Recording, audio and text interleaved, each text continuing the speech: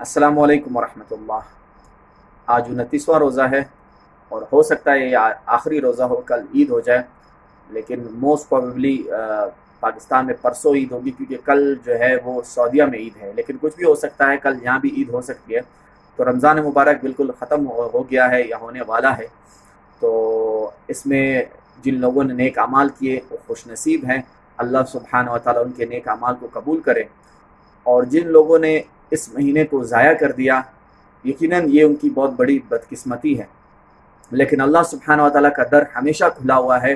अल्लाह सुब्हानहू व तआला सिर्फ रमज़ान में ही आपकी तौबा और इस्तिग़फ़ार को कबूल नहीं करता, रमज़ान के बाद भी कबूल करता है।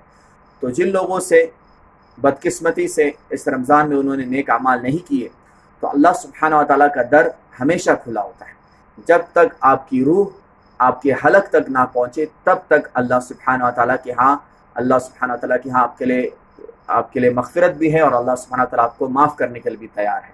तो अल्लाह सुब्हानहू व तआला जो है, हमारे जो छोटे मोटे अमाल हमने इसमें रमज़ान में किए, अल्लाह सुब्हानहू व तआला इसको कबूल करे।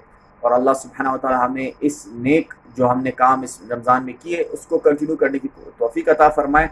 और अल्लाह सुब्हानहू व तआला रमज़ान में हमसे जो कोताहियाँ हुई हैं उसको हमें जो है वो हमें माफ़ करे, हमारी मग़फ़िरत करे, अल्लाह सुब्हानहू व तआला उससे दरगुज़र करे।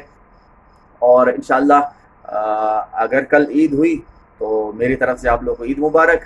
और अगर कल नहीं हुई तो फिर इंशाअल्लाह कल की वीडियो में इंशाअल्लाह आपसे ईद के बारे में बात होगी। अस्सलामु अलैकुम वरहमतुल्लाह।